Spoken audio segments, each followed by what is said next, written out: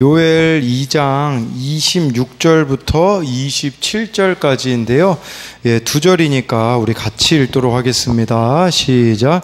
너희는 먹되 풍족히 먹고 너희에게 놀라운 일을 행하신 너희 하나님 여호와의 이름을 찬송할 것이라. 내 백성이 영원히 수치를 당하지 아니하리로다. 그런즉 내가 이스라엘 가운데 있어 너희 하나님 여호와가 되고 다른 이가 없는 줄 너희가 알 것이라. 내 백성이 영원히 수치를 당하지 아니하리로다. 아멘. 우리 옆 사람과 인사하겠습니다. 주님의 이름으로 사랑합니다. 오늘 말씀에 이 수치를 영원히 당하지 않는다, 이것을 통해서 말씀 제목을 속지 않으시는 하나님이라는 제목으로 말씀을 나누도록 하겠습니다. 사람들은요, 행복하기를 원하죠. 그렇기 때문에 열심히, 우리나라가 또 얼마나 열심히 살았습니까? 그런데 지금 우리가 마주하고 있는 현실은요, 전 세계 출산율이 꼴찌더라고요. 0.78입니다. 0.78이면 이스라엘이 제가 듣기로는 거의 한 2.8 정도가 평균 아이를 낳는 그 수치로 들었는데, 0.78이라고 하는 것은 거의 한 명도 부부가 결혼해서 낳지 않는 이런 현실을 마주하고 있는 거죠. 왜 그럴까요? 못 살아서 그럴까요? 아니에요. 너무 잘 살다 보니까, 욕심이 있다 보니까, 더 행복해지기 위해서는 자녀들이 없어야 된다라는 생각 때문에 이렇게 된 게 아닌가 생각할 수 있는 거죠. 또 요즘 일어나는 말도 안 되는 범죄들이 하루를 걸러 계속해서 일어나고 있다라는 것은 행복을 추구하다가 정작 중요한 것을 놓치고 있는 것이 아닌가 생각해 봐야 한다라는 거예요. 세상에서는요, 우리나라에서는 1등을 해야 행복할 수 있다고, 내가 원하는 일이 이루어져야지 행복할 수 있다고 말하지 않습니까? 한결이가요, 어제인가요, 그 유치원에서 영어 골든벨을 하고 왔어요. 얘가 지난주에는 한글 책 읽기 골든벨을 했는데, 어제는 영어 골든벨을 하고 와서 저한테 뭐라고 얘기하냐면, 자기가요 1등하고는 조금 멀대요. 그러니까 자기가 1등은 못했다라는 뜻이겠죠. 1등하고 조금 멀다, 이렇게 이야기를 했는데, 알고 보니 거의 꼴등이더라고요. 그러면서도 조금 1등하고 멀다, 이렇게 말하는 한결이의 모습을 보면서 참 이렇게 1등에 지금 이 5살짜리 아이도 1등을 신경 쓰는 좀 이런 모습을 보면서, 이것이 우리나라에서 추구하는 그런 행복의 모습이 아닌가라는 생각을 해보게 되었습니다. 우리나라에서 예전에 고지론이라는 게 유행이었었던 적이 있어요. 고지론은요, 이 원리는 참 좋습니다. 그리스도인들이 높은 자리에 올라서 선한 영향력을 끼쳐서 나라를 변화시키자라는 의도였어요. 대통령도 예수님 믿는 사람이 되어야 되고, 국회의원도 사장도 다 높은 자리에 올라가서 그리스도인답게 살아야 된다라고 했지만, 이론에 불과했다라는 것을 우리가 마주하지 않습니까? 정작 이렇게 예수님 믿는 대통령이 나왔지만 사실은 믿지 않는 대통령과 다를 바가 없는 것이죠. 실상은 그 자리에 올라가느라 세상과 다 타협해 버렸기 때문에, 정작 그 자리에는 올라갔을지 몰라도 이 나라가 바뀐 것은 없음을 말해주고 있는 것이에요. 그 자리와 하나님을 바꾸었기 때문이다 라고 할 수가 있는 것이에요. 그러니까 지금 우리나라에서 일어나고 있는 일은요, 하나님의 자리와 바꾼 것들의 결론으로 보시면 되는 것이에요. 요엘서 1장 1절은요 우리들에게 이렇게 말씀해 주고 있어요. 같이 읽어볼게요. 시작.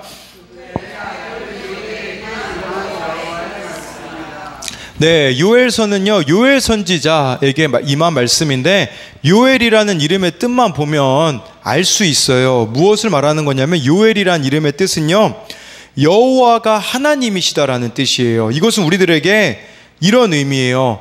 우리들의 삶 가운데 하나님이 하나님 되시고 있는가, 하나님과 바꾸고 있는 그 모든 자리를 원상복귀를 해야 된다라는 것이에요. 저와 여러분들이 하나님과 바꾸고 있는 그것들이 내려놓아져야 된다라는 것이에요. 사람은 속일 수 있습니다. 그러나 하나님은 속일 수 없다라는 것은, 저와 여러분들이 하나님과 바꾸고 있는 그 자리를 하나님이 복구하기 위하여서 우리들의 삶에 주시는 사건들이 있다라는 것이에요. 그래서 저와 여러분들이 이것에 대해서 살펴볼 텐데요. 첫 번째로요, 속지 않으시는 하나님은 돌이키라고 재앙과 같은 사건을 내리십니다. 우리 요엘 1장 4절을 읽어보도록 하겠습니다. 시작. 팥중이가 남긴 것을 메뚜기가 먹고 느치가 남긴 것을 황충이 먹었도다. 네, 이거 네 가지가 뭐 팥중이, 메뚜기, 느치, 황충이라고 하는데 히브리어로 보면요 다 메뚜기로 나와 있어요. 그래서 이 메뚜기가 점점 센 메뚜기로 가는 거예요. 이 약한 메뚜기에서 강한 메뚜기. 그래서 좀 더 쉽게 이 메시지 성경에는요 이렇게 나와 있더라고요. 씹어대는 메뚜기가 남긴 것을 뜯어대는 메뚜기 떼가 와서 다 먹어버렸다. 뜯어대는 메뚜기 떼가 남긴 것을 삼켜대는 메뚜기 떼가 와서 다 먹어버렸다.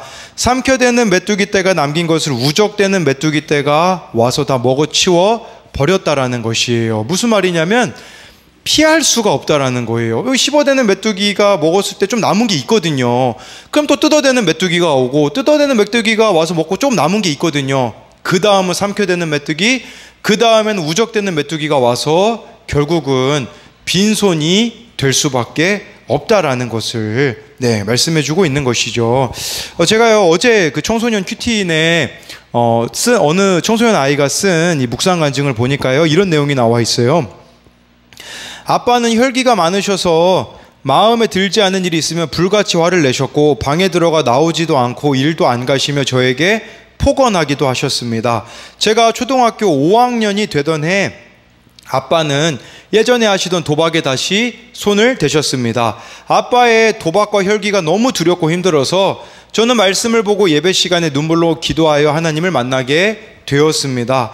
그러나 이후에 아빠와 따로 살게 되면서 편안한 환경이 되니 제 마음이 예배와 말씀으로 멀어지고 점차 세상으로 흘려 떠내려가는 것을 느낄 수 있었습니다 라는 거죠. 이게 뭘 말하는 거겠습니까? 씹어대는 메뚜기가 와서 정말 이렇게 먹었다가 이제 환경이 좋아지니 다시 원래 모습으로 돌아가는 이런 모습들이 우리에게 있다라는 거죠. 왜 하나님은 씹어대는 메뚜기를 우리에게 보내십니까? 그것은 깨달으라는 거예요. 돌이키라는 거예요. 우리가 못 깨달으면요 조금 환경 나아지면 다시 원래로 돌아가다가 또 뜯어대는 메뚜기를 보내실 수밖에 없게 되어지는 것이겠죠. 저는요 왜 이런 일들이 발생하는가 요엘서 1장 12절에서 발견했거든요. 같이 읽어보도록 하겠습니다. 시작. 포도나무가 시들었고 무화과 나무가 말랐으며 사과나무와 밭의 모든 나무가 다 시들었으니 이러므로 사람의 즐거움이 말랐도다. 네, 이게 문제예요. 왜 우리가 처음에 이 씹어대는 메뚜기가 왔을 때 안 돌이키냐면요 여전히 내가 붙잡고 있는 즐거움이 있기 때문이에요. 여기 나와 있는 모든 나무들은 저와 여러분들이 추구하는 모든 종류의 즐거움이라고 생각하시면 돼요. 왜냐하면 마지막에 이러므로 사람의 즐거움이 말랐도다 라는 것은 저와 여러분들이 하나님을 대신하여서 즐겁게 찾고 있는 그것 때문에 메뚜기 재앙을 하나님이 보내시는데 이 재앙이 오잖아요. 그럼 어떻게 되어지냐? 다른 즐거움을 또 붙잡게 되어지고 또 돌이키지 않으니 다른 메뚜기를 하나님이 보내시잖아요. 그러면 또 다른 즐거움을 붙잡고 그러다가 결국은 아무것도 남지 않게 되어진다라는 것이에요. 그렇기 때문에 이 메뚜기 재앙이 왔을 때 우리가 해야 되는 것은 환경이 바뀌어졌고 상황이 바뀌어진 게 하나님의 응답이 아닐 수 있음을 아셔야 한다라는 것이에요. 그 가운데 상황과 환경이 바뀌는 게 아니라 내가 바뀌지 않으면 아무 소용이 없음을 알아야 한다라는 것이에요. 또 한 가지는요, 우리가요 계속해서요 죄의 여지를 남겨두고 있기 때문에 하나님은 계속해서 재앙을 보내실 수밖에 없다라는 거예요. 제가 어제 어느 아이랑 통화를 했거든요. 우리 교회 아이인데 도박을 하는 아이예요. 이게 스케일이 대단합니다. 이 애가요, 지금 뭐 고등학생인데 도박 빚이 막 1,000만 원 막 이렇게 가는, 예, 그래서 우리 교회 스타렉스를 제가 조심하고 있죠. 우리 교회에 차를 자기가 훔치겠다고 이렇게 말하는 아이인데, 근데 그게 중요한 게 아니라 이 돈을 형들에게 빌리기 때문에요, 이 이자율이 엄청납니다. 그러니까 이걸 갚지 못하니 형들이요, 밤에 이 아이를 친구들과 불러가지고 때리는 거예요. 뭐 30대까지 막 맞은 적도 있다고 하더라고요. 그래서 저보고 목사님 신고해 주세요, 그렇게 이야기도 하기도 하더라고요. 지금은요, 그 형들이 때리기가 매일 때리니까 힘드나 봐요.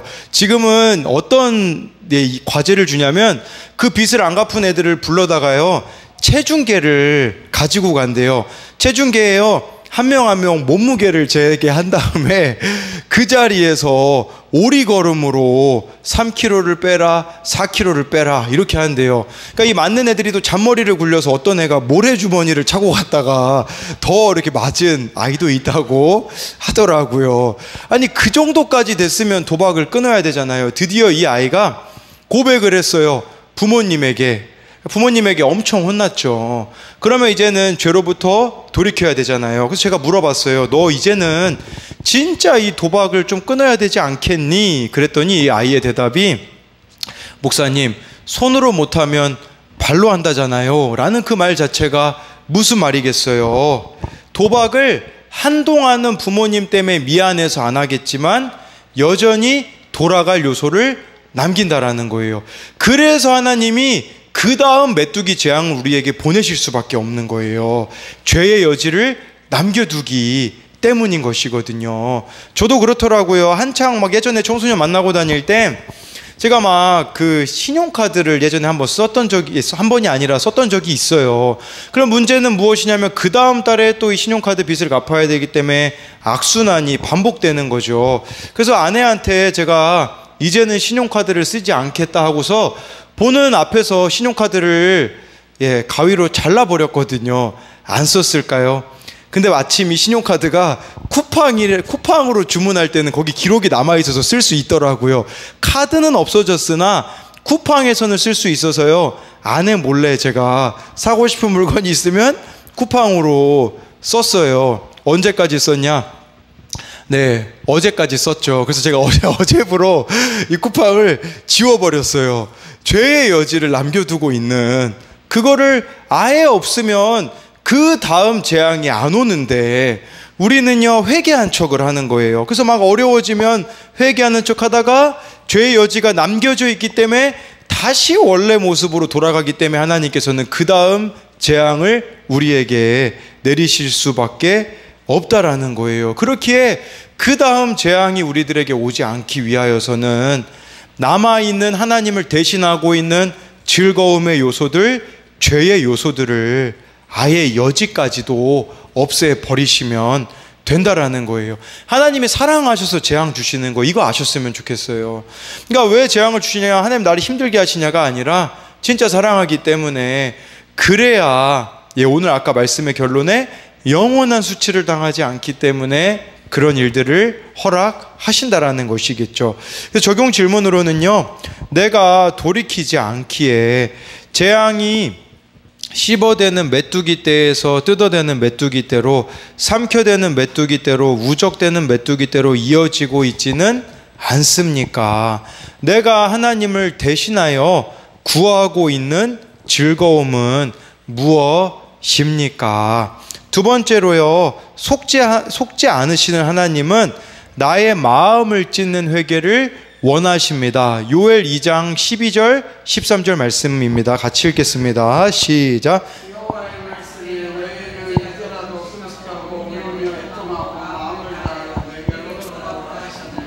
너희는 옷을 찢지 말고 마음을 찢고 너희 하나님 여호와께로 돌아올지어다. 그는 은혜로우시며 자비로우시며 노하기를 더디하시며 인애가 크시사 뜻을 돌이켜 재앙을 내리지 아니하시나니.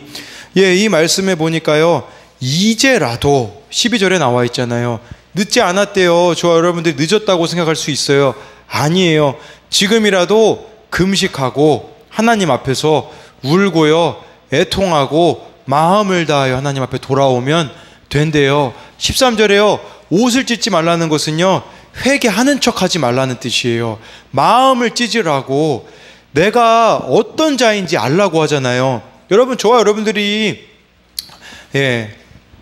하나님이요 약점이 있으시다라는 거 제가 지난번에도 말씀드렸나 모르겠으나, 하나님이요 약점이 있대요. 그 약점이 뭔지 아십니까?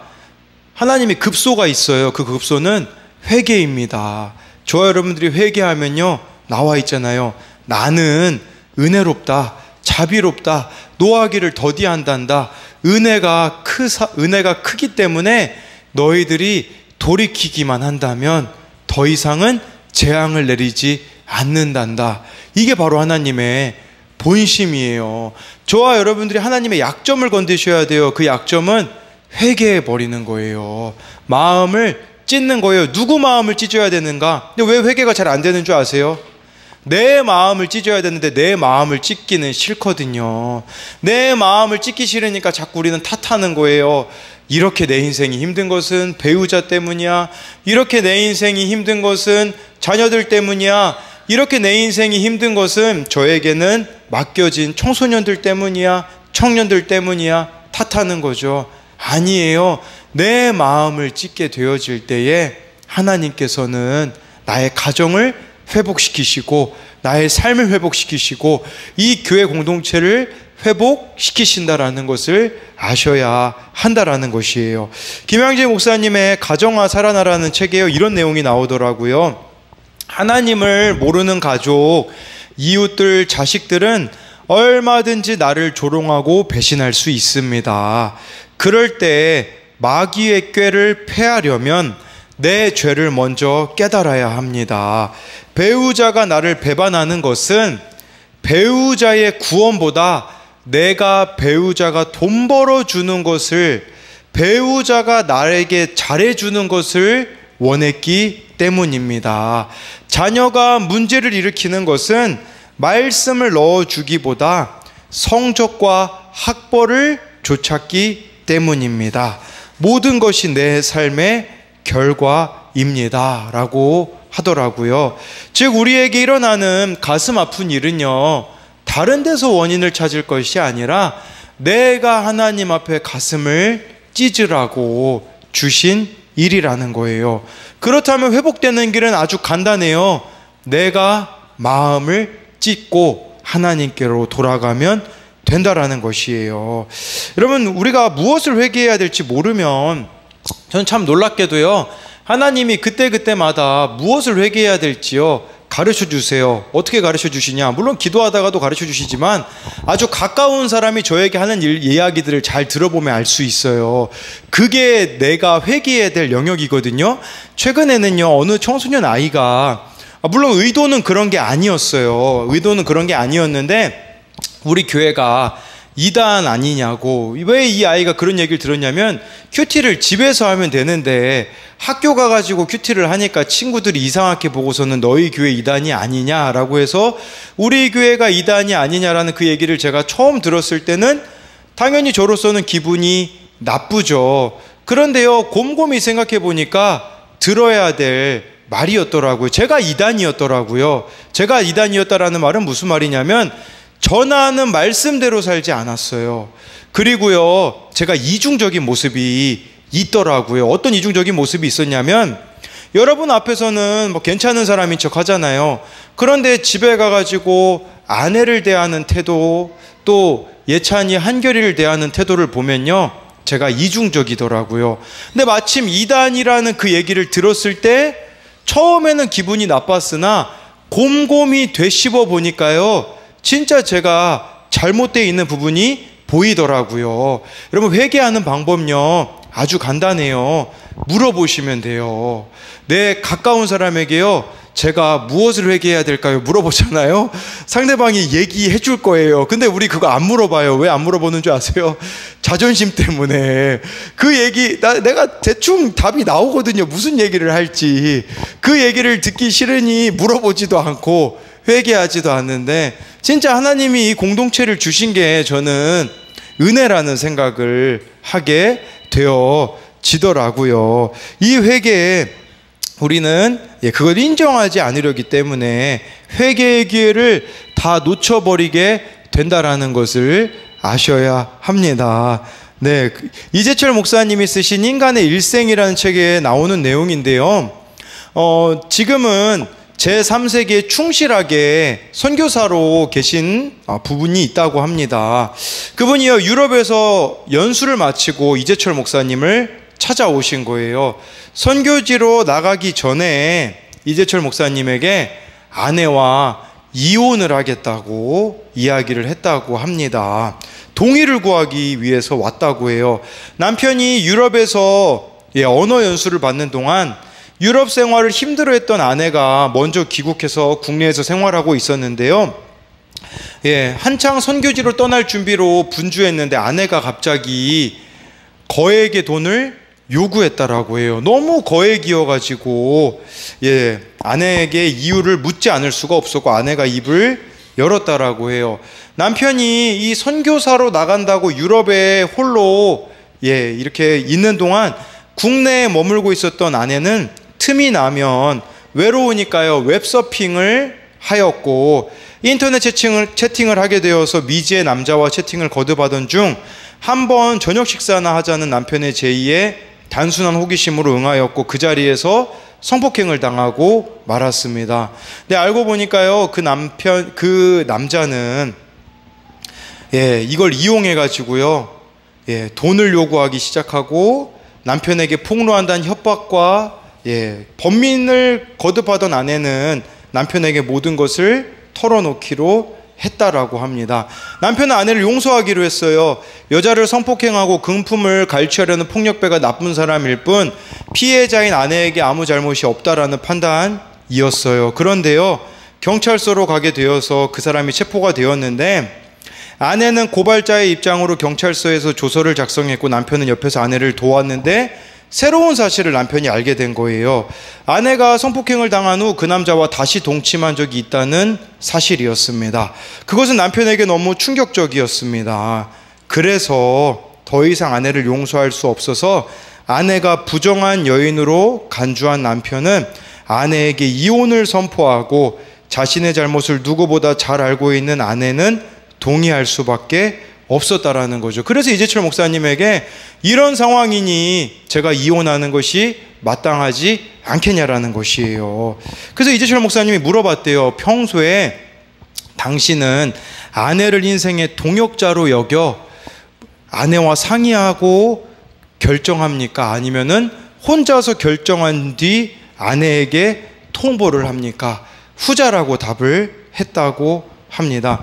그러면 당신이 선교지에 가는 것도 아내와 대화가 된 것입니까? 아니었다고 하더라고요. 그러면서 이렇게 이재철 목사님이 대답하셨대요. 당신의 아내는 당신을 위해 자기 친정과 자기 호적을 버렸습니다. 자기 이름을 당신의 호적에 올렸죠. 오직 당신의 아내가 되기 위해서였습니다. 그런데 당신은 아내를 인생의 동역자로 대접해 주지 않았습니다. 마치 수하 사람을 대하든 모든 결정은 당신 혼자 내린 뒤 일방적으로 명령만 해왔죠 라고 하면서 이렇게 그 뒤에 내용들을 간추리고요, 이렇게 이야기하더라고요. 한 번 만나 저녁 식사나 하자는 남자의 제의를 당신의 아내가 단호히 거절하기에는 그동안 당신이 아내를 너무나도 오랫동안 외로움 속에 방치해 두지 않았습니까? 그러나 전혀 뜻하지 않게 아내는 그 남자에게 성폭행을 당했습니다. 그날 밤 아내가 영육간에 얼마나 고통스러워했을지 상상해 본 적이 있습니까? 그 후 그 남자가 아내를 협박했습니다. 만약 나오지 않으면 남편에게 사실을 알린다고요. 물론 회유도 했지만 한 번만 더 응해주면 다시는 연락지 않겠다는 것이었죠. 그 말을 믿는 것 외에 다른 방도가 없었던 아내가 그 남자를 따라 여관을 행할 때 그녀의 심정은 도살장으로 끌려가는 소와 같지 않았겠습니까? 누가 그녀를 이렇게 만들었습니까? 바로 당신입니다. 아내를 아내로 사랑하지 않은 당신이 범인입니다. 당신은 남의 집 귀한 딸을 데려다가 이렇게 망가뜨렸습니다. 자기 아내를 망가뜨린 사람이 사람을 위해 목회를 하겠다고요? 하나님께서는 당신의 첫 번째 목회 대상으로 아내를 맡기셨는데 당신에게 목회란 대체 무엇입니까? 그러고도 당신이 지금 아내를 용서할 수 없다고 아내와 이혼을 결심했습니까? 누가 누구를 용서한다고요? 용서를 구해야 할 사람은 바로 당신입니다. 먼저 아내를 제대로 사랑하지 못한 죄를 하나님께 회개하십시오. 그리고 아내 앞에 무릎 꿇고 여보, 내가 당신을 이렇게 만들었소. 나를 용서해 주시오. 눈물로 아내의 용서를 구하십시오. 나의 눈을 뚫어지게 응시하며 내 말을 듣던 그는 감사하게도 나의 권면을 전적으로 받아들였다. 그리고요, 그날로 아내 앞에 무릎을 꿇고 자기 잘못을 사과하며 아내를 용서했고 그 용서가 아내를 변화시켰다라는 거예요. 이해가 안 되죠. 우리로 말하자면 바람핀 대상이 있는데 그 사람에게 가가지고 내가 용서를 구한다라는 거, 그런데 하나님 입장에서 보자라는 거예요. 왜 그렇게 했겠냐라는 거죠. 내가 배우자를 외롭게 하였기 때문인 것이고, 내 자녀가 방황하는 것도 마찬가지지 않겠습니까? 내가 이 자녀를 외롭게 한, 하나님으로 채워주지 못한 결론이기에 왜 이렇게 내 속을 썩이냐가 아니라 내가 가서 무릎 꿇고 잘못했다고 해야 변화가 일어나는 게 아니겠냐라는 거죠. 여러분, 이게 사실 수치스럽잖아요. 아니, 왜 내가 가서 무릎을 꿇어야 돼? 그런데요, 수치스럽지 않는 이유가 오늘 말씀에 나와 있어요. 우리 26절, 27절 같이 읽어볼게요. 시작. 풍족히 먹고 너희에게 놀라운 일을 행하신 너희 하나님 내 백성이 영원히 수치를 당하지 아니하리로다. 그런즉 내가 이스라엘 가운데 있어 너희 하나님 여호와가 되고 다른 이가 없는 줄 너희가 알 것이라. 내 백성이 영원히 수치를 당하지 아니하리로다. 지금 내가 당하는 이 수치는 작은 거래요. 영원하지 않는 거래요. 그래서 내가 자기를 부인하고 십자가 지는 적용으로 회개를 하잖아요. 수치를 내가 당하잖아요. 그럼 26절, 27절에서 우리에게 말씀해 주는 것은 영원히 수치를 당하지 않는다. 여러분, 창세기 38장을 보십시오. 유다가 그랬잖아요.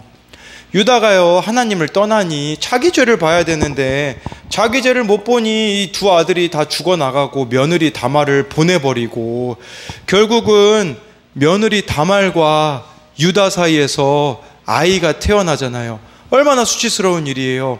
영원히 수치 당했습니까? 아니에요. 유다의 자손으로 예수님이 오셨어요. 영원한 수치 아니에요, 여러분.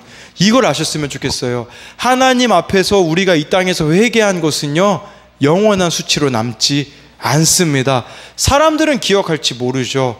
그런데 영원한 수치를 당하지 않는다라는 것은 하나님이 더 이상 기억하지 않으신다라는 것을 말씀해 주는 이 은혜를 저와 여러분들이 사모하셨으면 좋겠어요.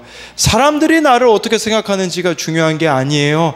하나님이 나를 어떻게 보고 계시는가, 그걸 보면요, 저와 여러분들이 힘들더라도 회개할 수 있어요. 그래서 이것에 대한 적용 질문은요, 변화되지 않고 있는 가족들을 위해, 사람들을 위해 내가 가슴 찌는 회개 가운데 나아갑니까? 아니면 그들을 원망하고 탓하고 있습니까? 영원한 수치를 당하지 않기 위해 내가 이 땅에서 드러내야 하는 수치는 무엇입니까? 제가 인정 중독자잖아요. 저는 사람들에게 인정받는 것을 너무 좋아했던 사람이라, 작년까지 한 2달 전까지만 해도요, 원래 외부 사역을 제가 그 전에 한 7개 정도를 했었거든요. 그냥 막 이 사역도 하고 저 사역도 하고 제가 인정받기 위해서 모든 사역들을 했었는데, 지난달이었나요? 지지난달이었나? 제가 이제 하나만 빼고 모든 외부 사역은 다 정리를 했어요. 근데 이 외부 사역을 하다 보니까 문제는 뭐냐면요, 저를 인정해주는 사람이면 그냥 제가 좋아하더라고요. 제가 아내에게도 고백한 이야기 중에 한 가지인데요, 어느 외부 사역 단체에서 저를 인정해준 어떤 자매가 있었거든요. 그러니까 제 마음이 거기로 향하게 되어지더라고요. 저는 저에게는 그런 모습이 없을 거라고 생각을 했었거든요. 저조차도 다른 사람에게 그렇게 마음이 향하게 되는 것은 제가 하나님으로 채워야 되는 그 인정의 자리를 다른 것으로 채워내니 부작용이 있더라고요. 그래서 제가 어떻게 했냐면 아내에게 솔직하게 이야기했어요. 아내가 당연히 마음을 아파하죠. 그리고요, 그 단체를 나와버렸어요. 그러니까 늘 하나님 앞에서 나라고 안 넘어질 거라는 그런 착각을 버리셔야 돼요. 하나님과의 이 친밀함이 없으면, 교제가 없으면. 그래서요, 누가복음 10장 20절에 이런 말씀이 있잖아요. 우리 한번 같이 읽어볼까요? 시작. 그러나 귀신들이 너희에게 항복하는 것으로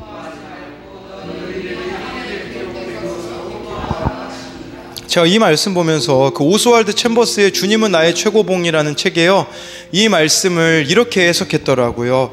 예수님은 성공적인 사역으로 기뻐하지 말고 당신이 주님과 바른 관계에 있는 것으로 기뻐하라고 말씀하십니다. 그리스도인의 사역에서 함정은 성공적인 사역으로 기뻐하는 것이요, 하나님께서 당신을 사용하셨다는 사실로 기뻐하는 것입니다. 여러분, 진짜 성공은요, 하나님과 저와 관계에 있대요. 그런데 우리는 외부적 보여지는 것으로 하나님과의 관계를 증명하려고 해요. 내가 기도가 응답되면 하나님하고 친밀한 줄 알아요. 근데요, 아니래요. 그게 아니라 너의 이름이 진짜 생명책에 기록됐는가, 어떤 좋은 일이 일어나든 좋지 않은 일이 일어난다고 할지라도 하나님과의 이 친밀한 교제를 놓치고 있지 않는가를 하나님이 보신다라는 거죠. 제가요, 이 여름에 불러주는 교회들이 있어서 외부 사역들을 했잖아요. 갔다 오자마자 제 마음이 지치더라고요. 왜 그랬을까요? 하나님이 쓰셨다라는 그 자만감 때문이고, 사람들이 나를 좋게 봤다라는 그 자만감 때문에 제가 제일 먼저 손을 끄는 게 무엇인 줄 아십니까? 하나님과의 교제였어요. 어떤 경우라도 하나님과의 교제를 저와 여러분들이 끊어버린다면 그것은 저와 여러분들의 우상일 수 있다라는 거예요. 힘든 일이 있다고 주님과의 교제를 끊는다면 그 힘든 일이 우상입니다. 좋은 일이 있다고 해가지고요, 하나님과의 그 교제를 저와 여러분들이 끊어버린다면 그 좋은 일이 우상이다 라고 이 말씀은 우리에게 말씀해 주시는 거예요. 그렇기 때문에 하나님이 저를 사랑하시기 때문에 어떻게 하십니까? 제 마음을요, 힘들게 하시는 거예요. 마음이 막 너무 힘들어가지고요, 아무것도 못하게 몰아가시는 거예요. 이게 아까 말한 그 메뚜기 재앙인 거죠. 마음이 너무 힘들어지니까요, 아무것도 할 수 없더라고요. 아, 내가 어떻게 설교했지? 내가 어떻게 다른 사람들을 찾아갔지? 그게 깨달아지니까 다시 하나님 앞에 엎드려서 회개하는 거예요. 하나님, 제가요, 하나님과의 교제가 아니라 그새 제 마음이 흐트러져서 다른 것을 구하고 있네요 라는 고백이 나오게 되어지더라고요. 그 고백을 하게 하시니 다시 성령께서 제 마음에 주시는 그 기쁨을, 이 말씀에 나와 있는 것처럼 너희 이름이 하늘에 기록된 것으로 기뻐하는 그 주님과의 친밀함을 회복시켜 주시더라고요. 여러분, 우리 삶 가운데 회복되어져야 되는 것은 다른 것이 아니라 주님과의 친밀함이라는 사실입니다. 이 친밀함이 회복되라고 메뚜기 제왕과 같은 일들을 보내시지만, 그 가운데 저와 여러분들이 수치스럽지만 부끄럽지만 해야 되는 것은 회개예요. 어느 목사님의 설교를 들었는데요, 그 교회에 좀 나이가 있으시고 직분이 있으신 분이었는데 교회 안에서의 어떤 잘못이 있었기 때문에 7일을 했다고 하더라고요. 7일을 해서 화장실 청소를 하라고 했대요. 여러분, 쉬운 일이겠습니까? 우리 교회에서도 누가 잘못했기 때문에 화장실 청소를 하십시오 제가 말한다면 여러분 하시겠습니까? 쉽지 않은 일이죠. 그런데 그분이요, 복장을 갖춰가지고요, 모든 청소 도구를 갖고 와가지고 청소를 하시더래요. 그런데 그 교회 담임 목사님이 그 모습을 보는데 너무 마음이 미안하더래요. 너무 마음이 미안하면서도요, 한편으로는 기쁘셨다라고 하시더라고요. 그거 사실 부끄러운 일 아니겠어요? 화장실 청소하는 거요. 그러나 정말 그분이 하나님을 사랑하기 때문에 돌이키려는 그 모습을 보고 이 목사님이 기뻤다라는 것은 그게 주님의 마음 아니겠어요? 우리가 수치스럽다라고 할지라도 그 가운데서 하나님 앞에 돌이키는 모습을 보여줄 때에 하나님은 그렇게 우리를 불쌍히 여기시고 회복시키시는 분이라는 것을 아셨으면 좋겠습니다.